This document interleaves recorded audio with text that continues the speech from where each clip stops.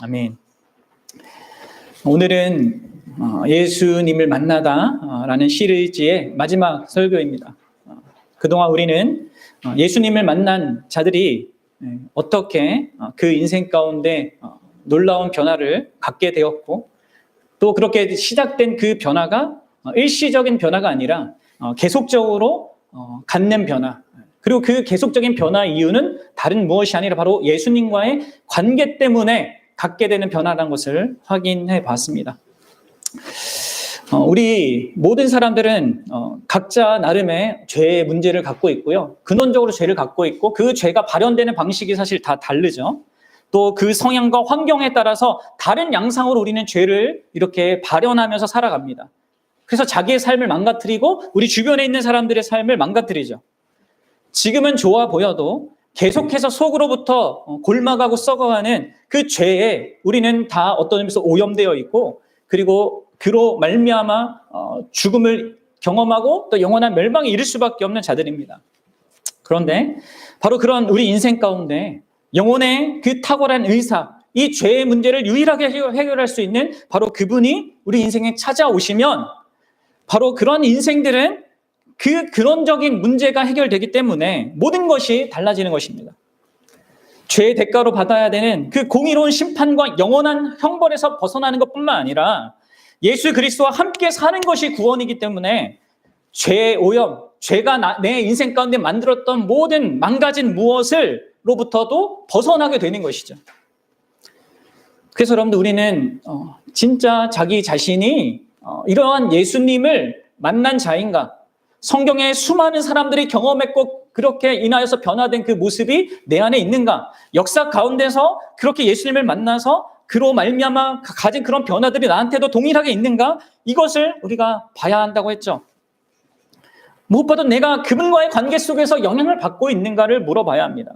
사랑하는 여러분, 이 성경의 이야기는요, 단순히 과거의 어떤 소설 같은 이야기가 아니에요. 부활하신 주님은 지금도 살아 계십니다. 역사 가운데 계속해서 사람들을 찾아가 주셨고 만나 주셨습니다.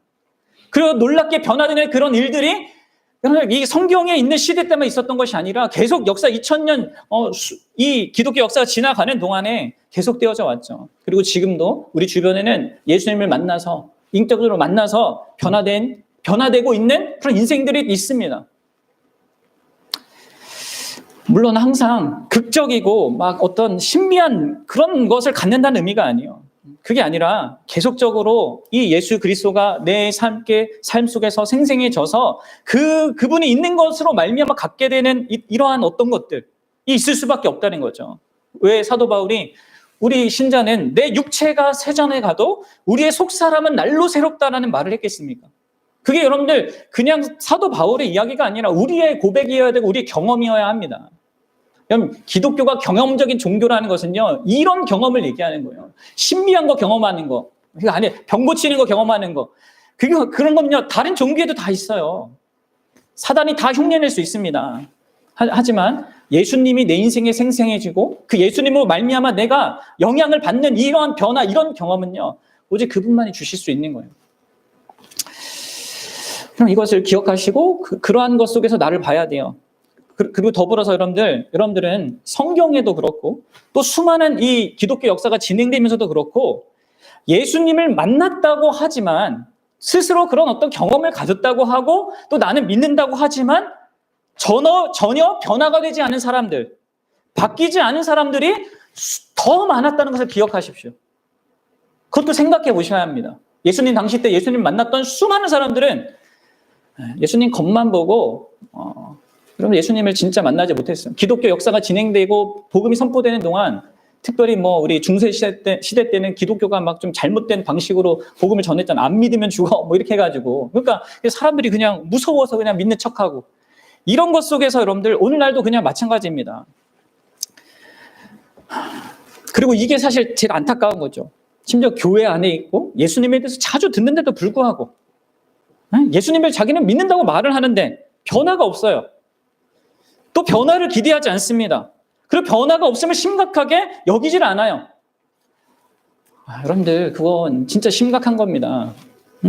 변화 때문에 구원받는 거 아닙니다. 하지만 구원받은 자는 변화하게 돼 있습니다. 왜요?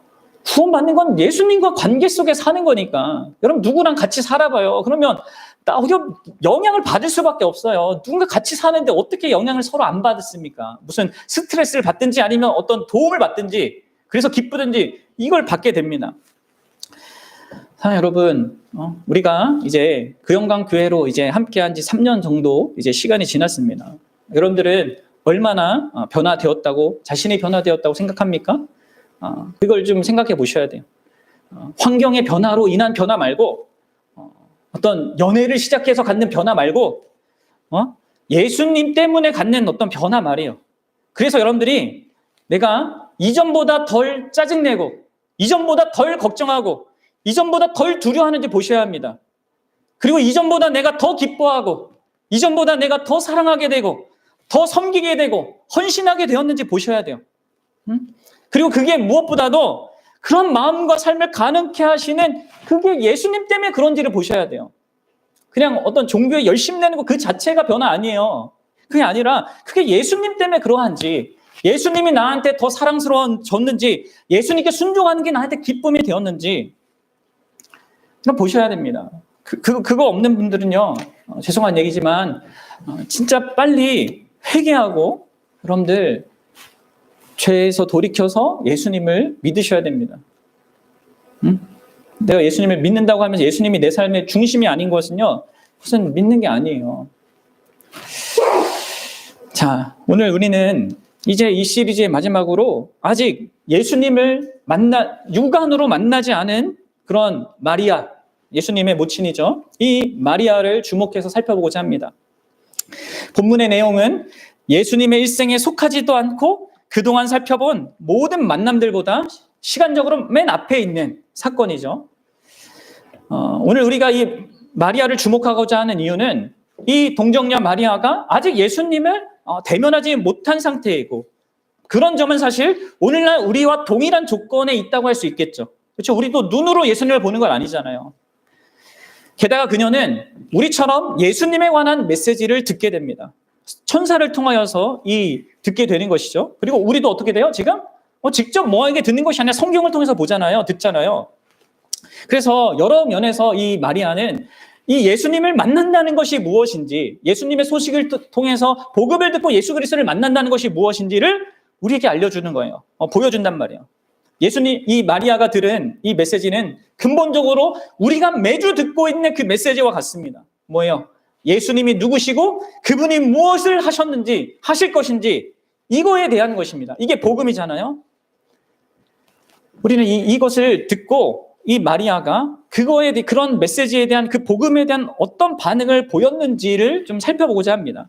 그래서 이 메시지에 대한 부분과 함께 그 메시지에 대한 바른 반응, 어떻게 하는 것이 그 바른 반응으로 예수님을 만나게 되고 그 만남을 계속 유지하며 살아가게 되는 것인지 이것을 함께 두 큰 측면으로 살펴보고자 해요. 자, 먼저 마리아가 들은 이 메시지를 주목해 봅시다. 자, 그러면 천사가 마리아에게 나타나죠. 하나님께서 천사 가브리엘을 보내십니다. 그래서 갈릴리 나사렛 동네에 살고 있던 한 어린 소녀 마리아를 찾아가요. 이때 마리아의 나이가 만으로 14살 정도 됐다고 대부분 많은 학자들이 얘기하는데요. 어쨌든 이 천사가 갑작스럽게 이 어린 소녀에게 찾아왔습니다. 너무나 충격적이죠. 그것 자체로 천사가 갑자기 나타났다는 것도 충격적이죠. 그런데 천사가 전하는 말이 이 마리아에게는 엄청나게 더 충격적입니다. 왜 그래요? 그래서 31절을 봅시다.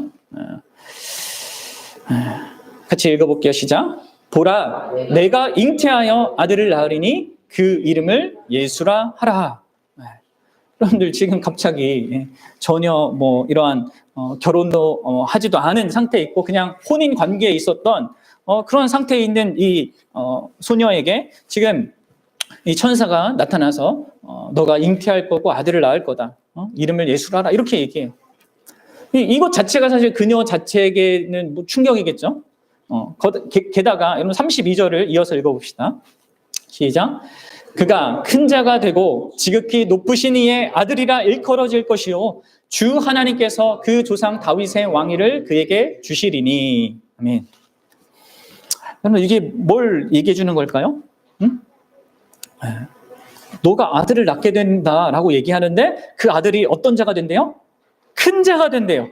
그리고 지극히 높으신 이의 아들이 된대요. 그리고 하나님께서 그 조상 다윗에게 주었던 그 왕위를 그에게 준대요. 여러분 이게 뭡니까?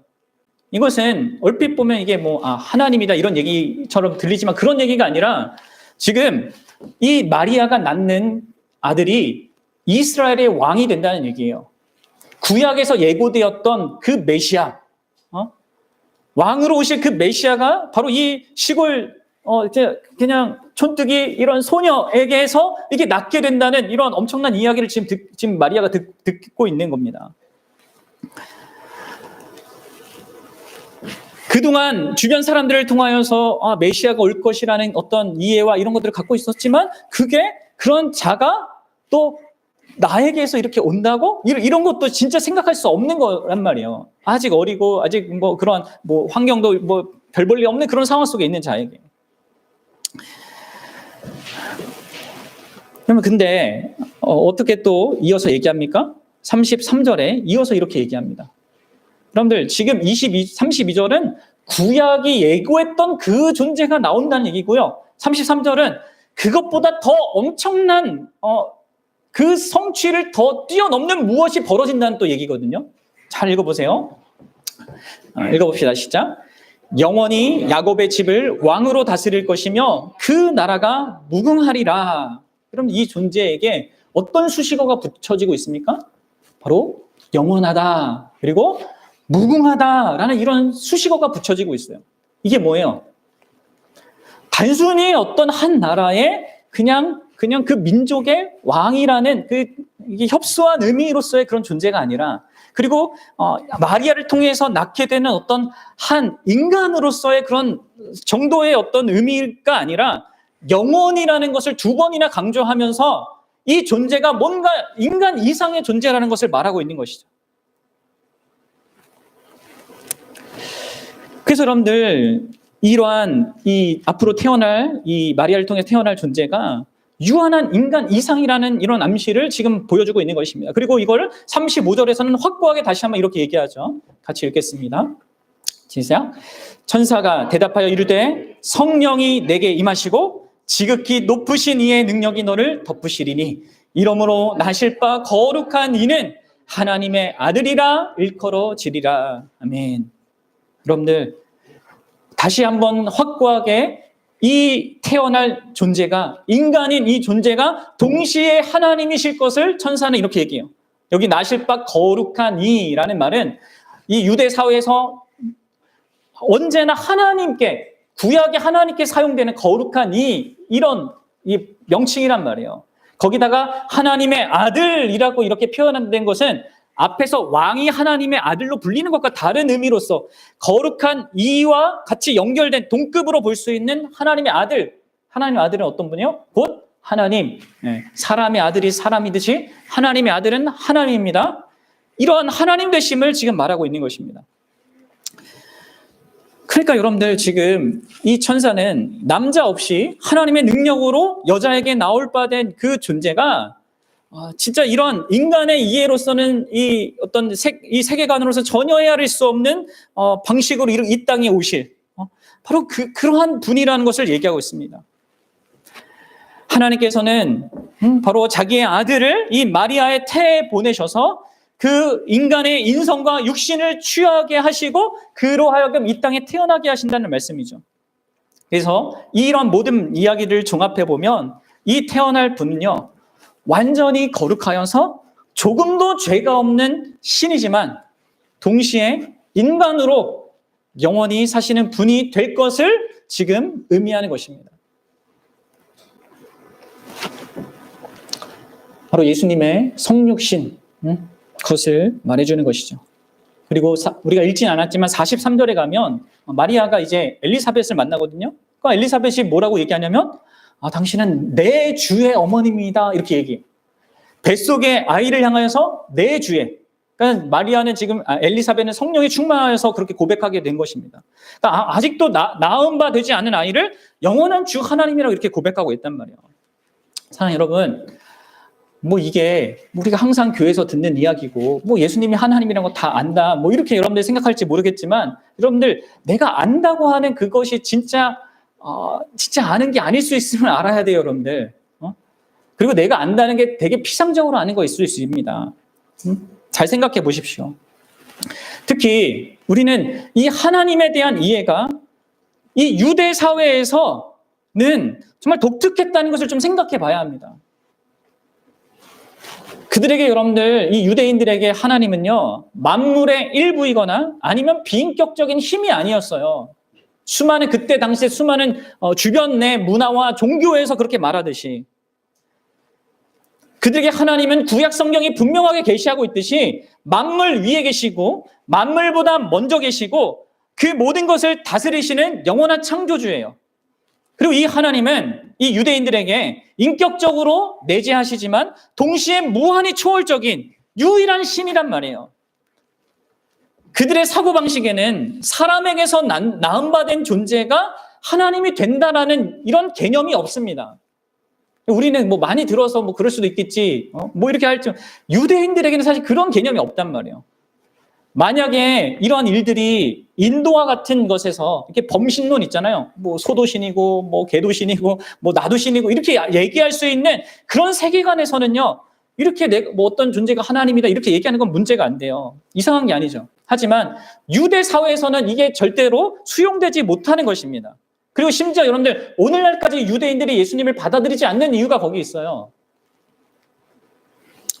자, 여러분, 그래서 여러분들 예수님이 신이 인간이 되신 바로 하나님이다라는 이 이야기가 그냥 쉽게 생각할 수 있고 그냥 받아들일 수 있는 내용이라고 생각하면 안 됩니다.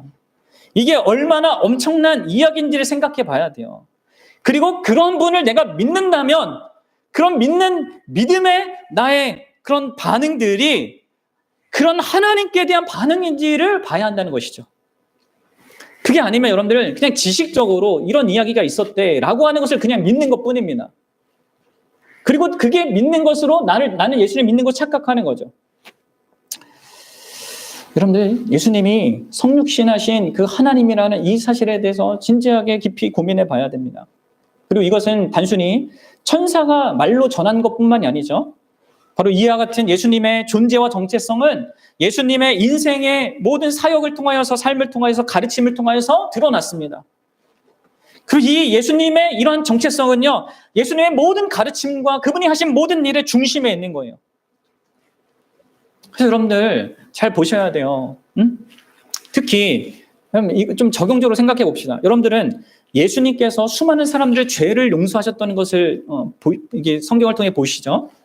여러분들 그것을 말한 존재가 진짜 참 하나님이 아니라면 내가 너의 죄를 용서한다 이렇게 얘기하는 게 얼마나 이게 황당무계한 것입니까? 그렇죠? 왜요? 용서는 누가 하는 거예요? 해를 입은 사람이 해를 끼친 사람한테 베푸는 겁니다. 여러분들이 제 돈을 훔쳤으면 내가 여러분들을 용서해줘야 해요. 그런데 자기 돈을 도둑도 안 맞고 뺏긴 것도 아닌데 다른 사람의 돈을 훔친 자를 용서해준다고 합니다. 그럼 그 사람은 도대체 어떤 존재입니까? 그러면서 예수님은 사람들에게 그들의 죄가 용서받았다 이렇게 선언했어요. 피해를 입은 자들의 의견도 구하지 않았습니다. 그분은 망설임 없이 스스로 가장 큰 피해를 입은 자처럼 행동하셨단 말이에요.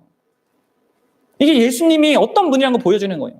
이것은 진실로 그분이 하나님일 때만 이해할 수 있는 것이죠. 왜냐하면 모든 죄는 하나님의 법을 깨트리는 거고 또한 모든 죄는 하나님의 순결한 그 사랑의 상처를 입히는 것이기 때문에 그렇습니다. 만약 그분이 하나님이 아니라면 그분이 말하고 행동하고 이렇게 뭐 죄를 사한다 이런 것들은 정말 이게 말도 안 되는 것입니다. 이 세상 종교 어떤 지도자들보다 더 우스꽝스럽고 자만스러운 그런 존재인 것이죠. 예수님이. 만약에 예수님이 단만 인간에 불과하다면 스스로 하나님이라고 주장한 이 엄청난 주장은요, 딱 세 가지 가능성을 보여줘요. 뭐예요? 제가 자주 얘기했잖아요. 내가 하나님이라 얘기한 거는 오늘날의 수많은 이 이단 집단들처럼 정신 이상 든지, 아니면 뭐예요? 지옥의 악마가 이렇게 속인 거든지, 아니면 세 번째 뭡니까? 아니면 진짜 하나님이시든지. 여러분들은 예수님이 진짜 참 하나님이심을 믿습니까? 그분 자신의 주장대로, 또 성경을 기록한 모든 사도들의 주장대로 그분이 육신으로 오신 유일한 창조주 하나님이심을 믿는다고, 진정으로 믿는다고 할 수 있냐는 거예요.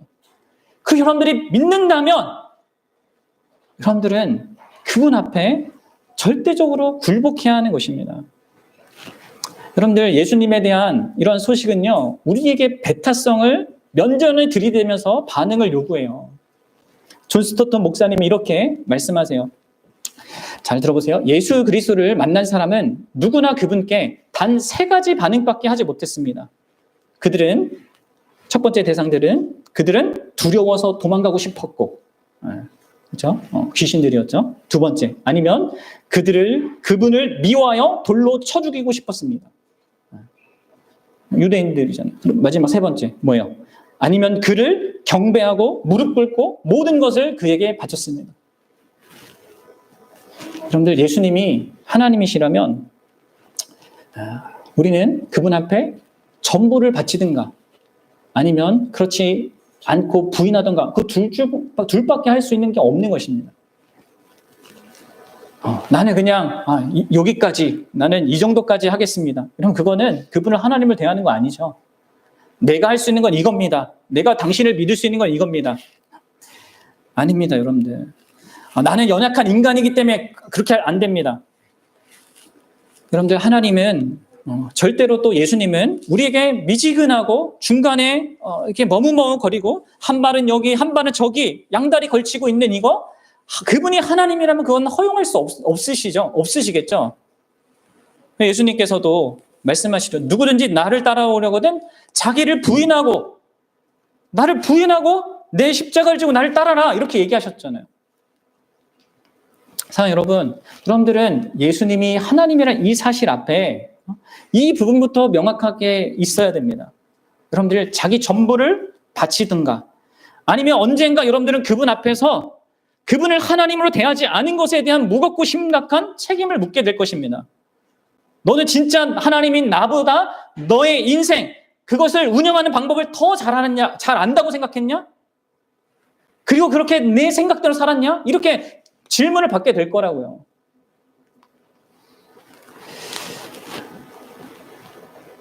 여러분들, 예수님은 하나님이세요. 그분 앞에 우리가 어떠한 반응을 보이고 있는지 보셔야 됩니다. 그런데 이 반응이 어떠해야 되는지를 바로 이 마리아가 우리에게 정말 좋은 그런 본이 되는 모습으로 보여줍니다. 그래서 우리가 이걸 좀 살펴보자는 거예요. 자, 예수님의 이러한 소식, 이 엄청난 소식, 진짜 하나님이 사람이 되셔서 이 땅에 오셔서 그 나라를 영원하게 다스리고 통치하신다. 그분 앞에서는 굴복해야 되는 어떠한 우리다, 이러한 모든 메시지를 들으면서 막 충격을 받았을 거 아니에요? 근데 여러분들, 이 충격은요, 단순히 하나님에 대한 이 마리아의 이해를 이렇게 뭔가 이렇게 깨는 그런 충격일 뿐만 아니라 기존 사회적으로도 이게 충격적인 것입니다. 왜 그래요? 제가 말씀드렸다시피 마리아는 그때 당시에 유대 사회 문화 속에 살았습니다.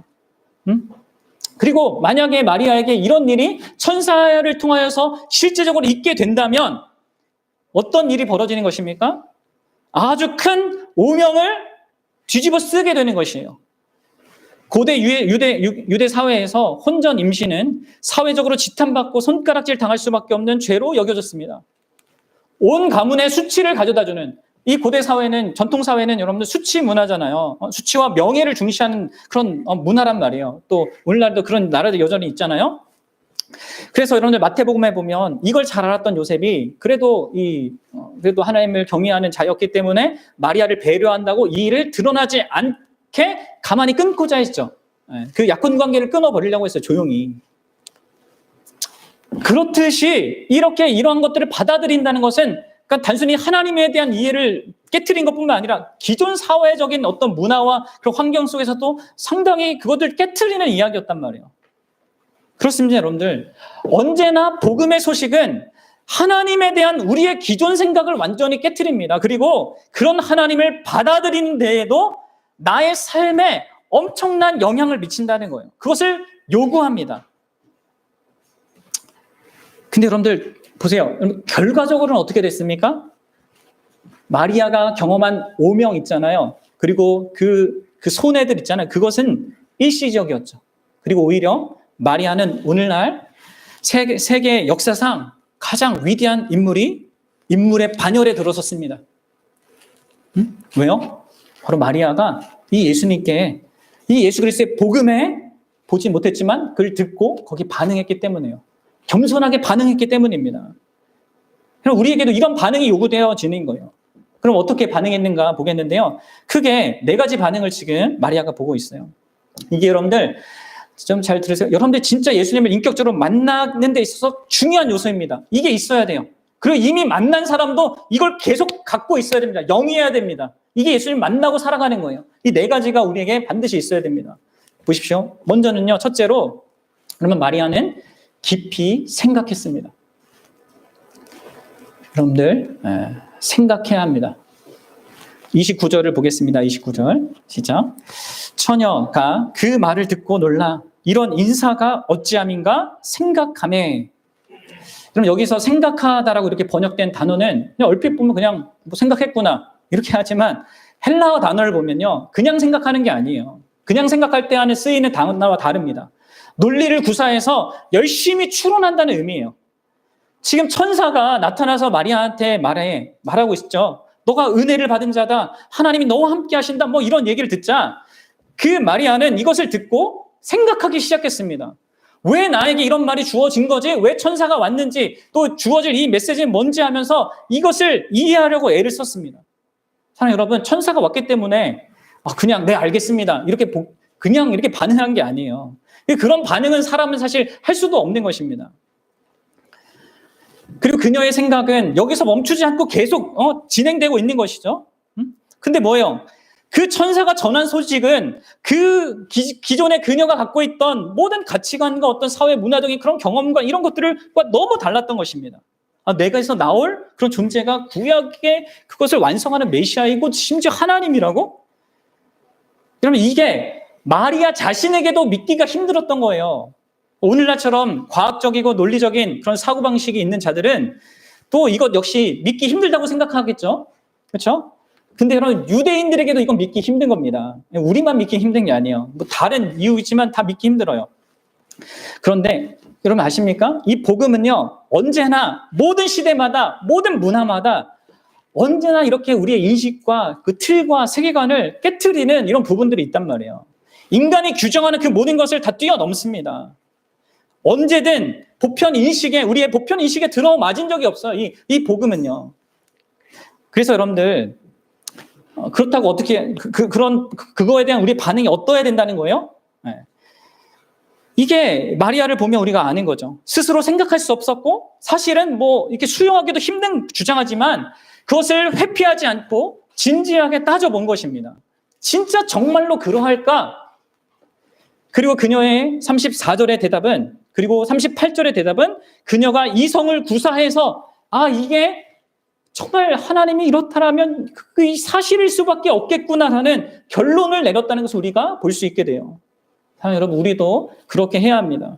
여러분들의 이성을 최대한 사용해서 복음을 명확하게 이해하고 그 복음의 합리성과 진리성을 정말 따져봐야 합니다. 여러분들 기독교는 합리성과 거리가 멀고 종교는 그냥 덮어놓고 있는 거야. 여러분 종교는 그럴지 모르지만 기독교는 그렇지 않습니다. 왜요? 하나님이 합리적인 분이세요. 하나님이 생각하는 분이십니다. 질서의 하나님입니다. 우리를 생각하는 존재로 만들었단 말이에요. 뭔가를 이해하고 분석하는 존재로 만들었어요. 따라서 여러분들 하나님은 이걸 무시하지 않아요. 물론 여러분들 우리 인간의 이성의 한계가 있고 우리가 헤아릴 수 없는 어떤 영역이 있어요. 그 부분은 어떻게 하는 게 합리적입니까?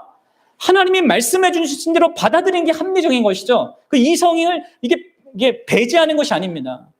묻어놓고 믿는 게 아니에요. 삼위일체 같은 것도 우리 이성이 이게 못하니까 그분이 말씀하신 대로 그분을 받아들이는 거죠. 그리고 그것은 상당히 합리적인 하나님이 말씀하신 대로 받아들이는 거니까.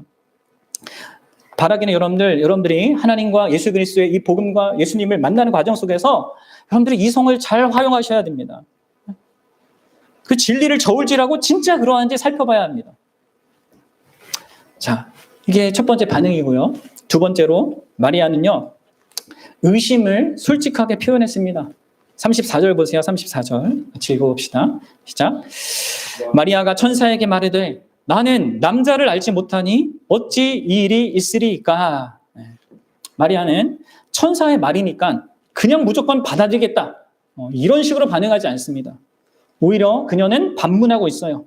그리고 이성적인 사람이라면 누구든지 이렇게 반문하는 게 맞죠. 아직 결혼도 안 했는데 부부관계를 맺지도 않았는데 임신하는 것이 어떻게 가능한가? 그녀는 자신의 이 의심을 숨기지 않고 솔직하게 표현합니다. 그리고 그것도 천사에게 그렇게 하고 있단 말이에요. 그러면 우리의 의심을요, 우리는 하나님께 표현할 수 있습니다.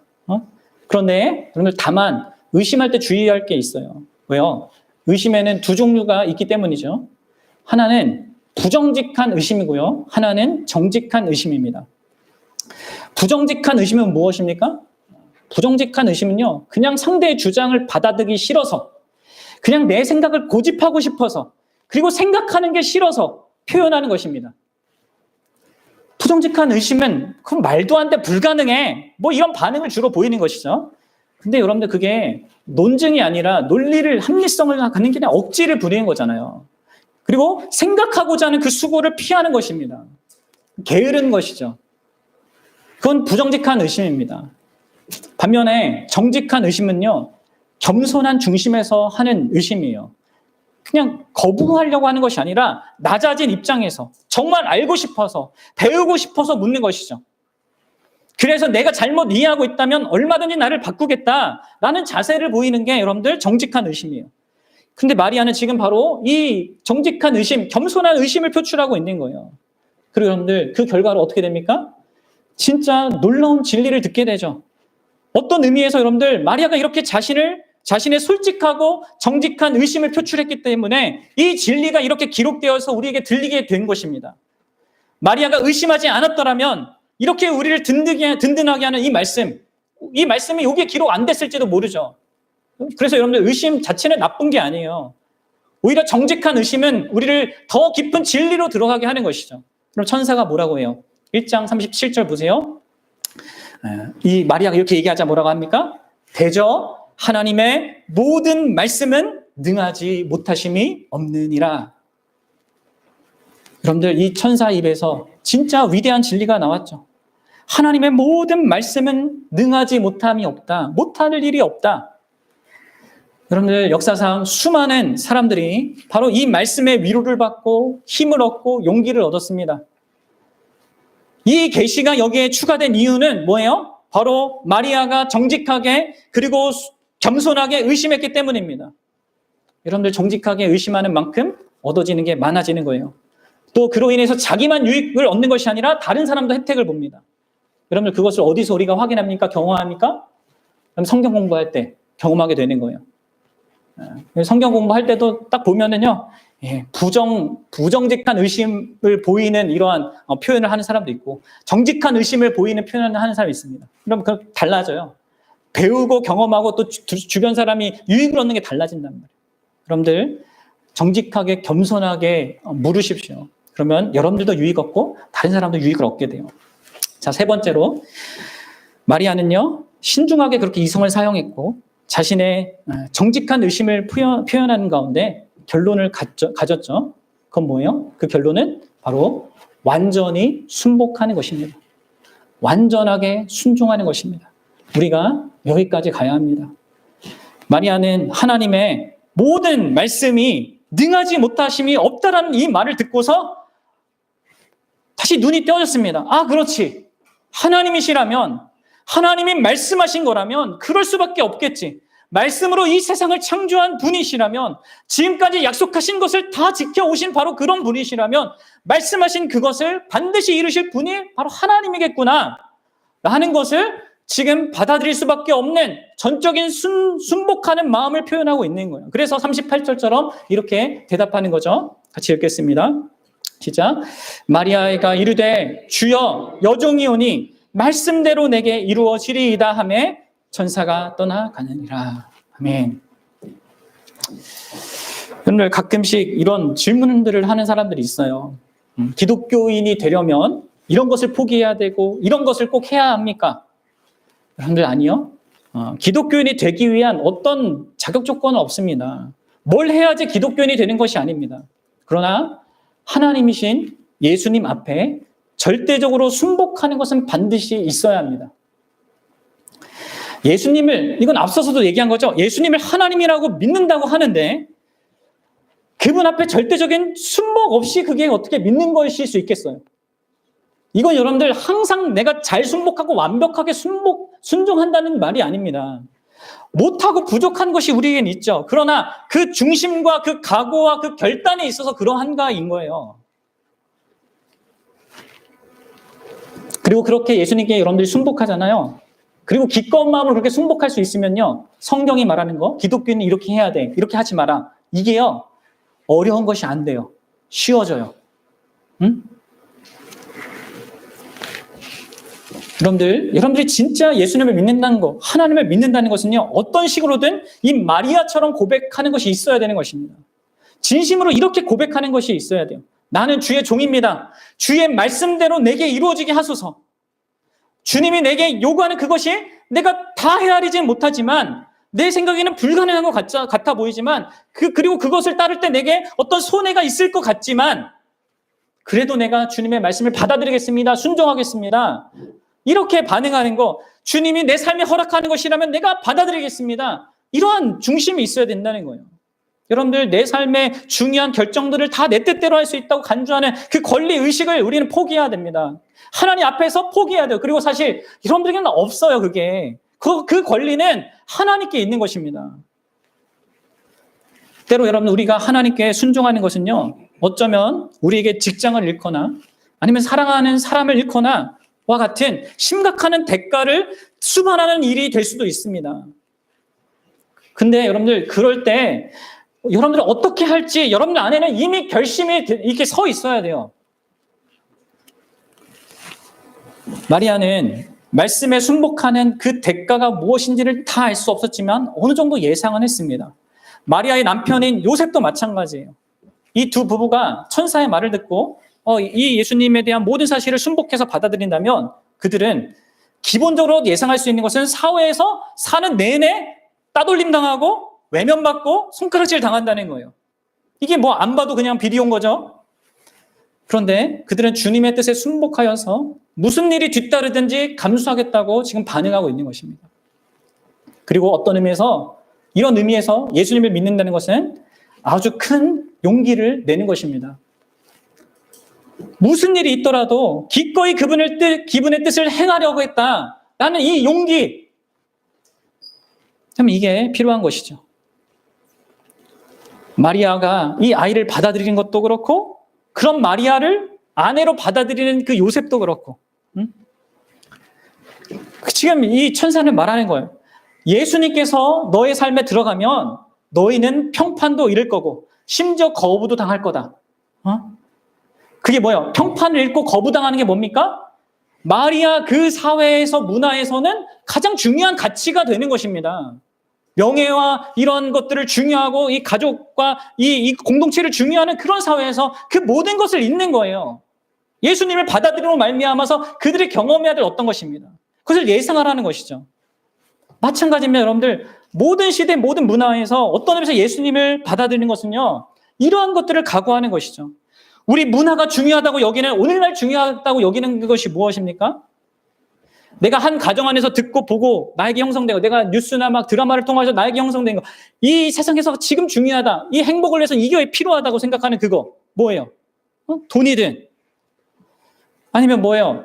명예든 성공이든 행복한 어떤 가정을 꾸리는 거든 내 삶의 안전이든 자아 성취든. 사랑하는 여러분, 예수님이 여러분들의 삶에 들어가신다는 것은 그 모든 것을 잃는 것을 각오하는 것입니다. 그러나 여러분들 잃어버리지만 그거는 일시고요. 결국 진짜 잃어버리는 것이 아니라 진짜 얻게 돼요.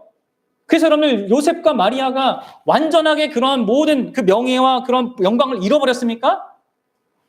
아니요, 그게 일시적이었어요. 그리고 역사상 이렇게 하나님을 믿는, 온전하게 믿는 하나님의 백성이라는 영광과 명예를 얻었단 말이에요. 더 큰 가족을 얻었단 말이에요. 예수님이 말씀하셨죠. 자기 목숨을 잃고자 하면 얻고자 하면 죽을 거다. 여러분, 이 역사를 아셔야 됩니다. 예수님을 받아들인다는 그거예요. 여러분들 예수님을 진실로 만나기 원하고 그분이 내 삶에 있기 원한다면 여러분들은 무조건적으로 그분 앞에 순복해야 합니다. 삶의 통제권을 내려놓고 나의 우상을 다 내려놓고 조건적인 태도를 버려야 돼요. 만약 이렇게 하면 내가 순종하겠습니다. 이런 조건이 채워지면 믿겠습니다. 라고 말할 권리를 버려야 합니다. 그럼 조건을 거는 것은요, 순종하는 것이 아니고 그 대상을 하나님으로 대하는 것이 아닙니다. 조건을 거는 것은 당신이 하나님이 아니라 단순히 나의 코치입니다. 나를 조언해주는 분입니다. 그리고 결정은 내가 하겠습니다. 이렇게 하는 것이 있거든요. 그럼 예수님과의 관계가 그런 상태라면 여러분들은 지금 예수님을 받아들이고 영접하고 믿고 있는 상태가 아니에요. 왜냐하면 예수님은 그런 분이 아니라니까. 아니기 때문이죠. 하나님이시니까. 그분 앞에 내가 모든 것을 내려놔야 되죠. 그럼 우리가 흔히 잘못하는 성경 구절이 있죠. 뭐예요? 로마서 10장 9절인데 보세요. 내가 만일 내 입으로 예수를 주로 시인하면 또 하나님께서 그를 죽은 자 가운데서 살리신 것을 내 마음에 믿으면 구원을 받으리라. 그런데 이러한 사실을 믿고 입으로 고백만 하면 구원받는 것처럼 아는 사람들이 많거든요. 그렇죠? 따라해. 그리고 고백하면 너 구원받은 거야. 여러분들 지금 이 말씀이 그 얘기를 하고 있는 거 아닙니다. 진짜 예수님이 하나님이시고 하나님으로서 우리를 위해서 구원의 모든 일을 이루시고 죽은 자 가운데 살리신 것을 내 마음에 진실로 믿으면 우리의 입으로 예수님을 주로 시인하게 된다는 거예요. 그리고 여러분 그렇게 주님으로 하나님으로 내 인생의 주권자로 내 전부를 걸 대상으로 고백하는 그것은요. 이게 다만 뭐예요? 그냥 말로 한다는 얘기가 아니잖아요. 그리고 그렇게 말로 한다는 얘기가 이 고대 사회에서 이 로마가 지배하는 그 사회에서 맥락을 생각해 보십시오. 그 얘기한다는 것은 곧 이미 로마의 황제가 주로 이렇게 큐리오스 주로 이렇게 역임받고 있는 그 세상의 황제가 이미 있는데 거기서 내가 예수님을 주라고 고백하는 건 뭡니까? 난 반역자가 될 수도 있다. 심지어 내 모든 것을 잃어버릴 수 있는 어떤 그런 상태에 갈 수 있는 것을 알고 하는 고백이란 말이에요. 모든 삶의 손해와 핍박과 심지어 죽음까지 각오했던 그 고백이란 말이에요. 예수님을 믿는다는 그 고백은 그런 고백입니다. 그런 고백으로 시작하는 거고요. 그런 고백으로 이 땅을 믿으며 그분을 믿으며 살아가는 게 참된 믿음인 거예요. 여러분들이 믿는다고 하는 그 믿음이 이런 의미여야 한다는 것이죠. 마지막으로 마리아는 이 천사를 만난 후에 곧 엘리사벳을 찾아갑니다. 그 엘리사벳은 신실한 믿음의 사람이었어요. 마리아는 엘리사벳이 성령 충만함 가운데 해준 말을 듣습니다. 그리고 그 말이 마리아에게는 격려가 되고 또 지금까지 있었던 것, 천사를 통해서 들었던 그런 모든 것들을 온전히 받아들이고 확신하는 그런 계기가 돼요. 그래서 여러분들 놀랍게 엘리사벳의 이 말이 끝나자마자 마리아는 찬미의 노래를 불러요. 우리 1장 46절과 47절을 한번 읽어보도록 합시다. 마리아가 마음을 다하여서 하나님을 찬양하게 되거든요. 이 천사의 이야기를 듣고는 좀 여전히 어리둥절했습니다. 근데 뭐요? 하나님을 경외하는 자기 친족 엘리사벳을 만나서 엘리사벳의 이야기를 듣고 하자 어떻게 돼요? 마리아가 많은 것들을 이렇게 깨닫게 돼요. 그리고 이렇게 찬양하게 됩니다. 읽어봅시다. 시작. 마리아가 이르되 내 영혼이 주를 찬양하며 내 마음이 하나님 내 주를 기뻐하였음은. 아멘. 그리고 이어서 마리아가 엄청난 고백을 합니다. 진짜 구약에 약속된 그 모든 것들이 진짜 이루어진 것이고 나를 통하여서 그게 드러나는 거구나. 내가 정말 얼마나 복되고 영광스러운 존재인가. 하나님은 얼마나 위대하고 크신가 하는 것에 대한 막 찬양을 드러낸단 말이에요. 지금 여기서 우리가 무엇을 확인하게 됩니까? 여러분들 지금 엘리사벳을 통하여서 이 마리아는 자기가 충격적으로 경험하고 반응했던 그 소식이 실로 성경에 기록된 것과 모순되지 않은 것이라는, 또 그것이 성취된 것이라는 것을 이 엘리사벳을 통해서 다시 한번 확인하게 되는 거예요. 뭘 말해주는 거예요? 진짜 예수님을 참되게 만나고 믿기 위해서는요, 반드시 공동체가 필요한 것입니다. 예수님을 나의 삶 가운데 온전히 받아들이기 위해서는요, 교회의 공동체가 필요합니다. 다른 믿는 자와 함께 대화하고 예배하면서 그런 중에서 우리에게 참된 확신과 이런 깨달아짐이 있게 되는 거예요. 여러분, 이게 있어야 되는 거예요. 열심히 생각하는 것과 정직하게 의심하는 것과 그리고 완전히 순복하는 것 가운데 여러분들 우리가 공동체로 이것을 함께 가져야 되는 것이죠. 공동체의 도움으로만 우리는 주님을 온전히 받아들일 수가 있는 것입니다. 개인이 못해요. 교회가 필요합니다. 사랑하는 여러분, 보잘것 없었던 이 마리아가 누구보다도 위대해졌던 것은요, 하나님께서 그를 찾아왔을 때, 복음으로 그를 찾아왔을 때, 예수 그리스도 그분이 누구시고 그분이 하실 일이 무엇인지에 대한 이 복음을 찾아왔을 때 순전하게, 가장 겸손하게 반응했기 때문입니다. 사랑하는 여러분, 이게 예수님을 만나기 원하는 자, 예수님을 자기 인생 가운데 영접하기 원하는 자가 보여야 할 태도이고요. 동시에 이미 영접한 자에게 계속적으로 있어야 될 겸손한 반응들이요. 사랑하는 여러분, 저 여러분들이 진짜 이 예수 그리스도의 복음을 듣고 이러한 참된 순전한 반응을 그분께 보일 수 있었으면 좋겠습니다. 오늘 우리는 이제 성찬에 참여하도록 부르심을 받습니다. 사랑하는 여러분, 우리에게 용기가 필요하잖아요. 예수님을 믿기 위해선 진짜 상당히 큰 용기가 필요하잖아요. 자, 여러분들, 예수님도 우리를 사랑하고 우리를 구원하고 우리에게 가장 복된 이 자리, 바로 예수님의 그 잔치상에 이 성찬의 자리에 참여하게끔 우리를 만들기 위해서 예수님도 무한한 용기를 내셔야 했어요. 아십니까? 겟세마네 동산에서 내가 심히 고민하여 죽게 되었다. 그분의 인생 가운데 그분의 영원한 그 어떻게 표현할지 모르겠지만 전혀 경험해보지 못할 어떤 것을 경험하게 될 그 앞에 놓여졌죠. 하나님의 언제나 영원한 사랑을 받던, 무한한 사랑을 받던 그런 존재로 사셨던 그분이 하나님의 진노와 심판의 대상이 되고 하나님에게 외면당하는 그런 일들을 감당해야 되는 그 일에 우리 예수님 자신도 무한한 그리고 엄청난 용기를 내셔서 그 일을 자격 없는 우리를 위해서 감당해 주셨습니다. 그로 말미암아 가장 소중한 것, 가장 귀한 것을 다 잃어버리는 그 경험을 예수님이 하셨어요. 그럼 우리가 예수님 때문에 포기하는 그것은요, 그 예수님이 행하신 것에 비하면 아무것도 아닙니다. 그리고 그 결과로 우리에게 여러분들 이렇게 복음을 듣고 그 예수께 반응하고 그런 예수님과의 관계 속에 살면서 이렇게 나아갈 수 있는 이 모든 것들을 그분이 허락해 주셨고요. 오늘 성찬을 통하여서 그분이 우리에게 베푸신 그 사랑을 다시 한번 더 이렇게 확인시켜 주시고 드러내 주십니다. 이걸 알고 누리면 여러분들 우리는 더 깊이 이러한 이 복된 반응들을 더 풍성하게 하며 살아갈 수 있고요.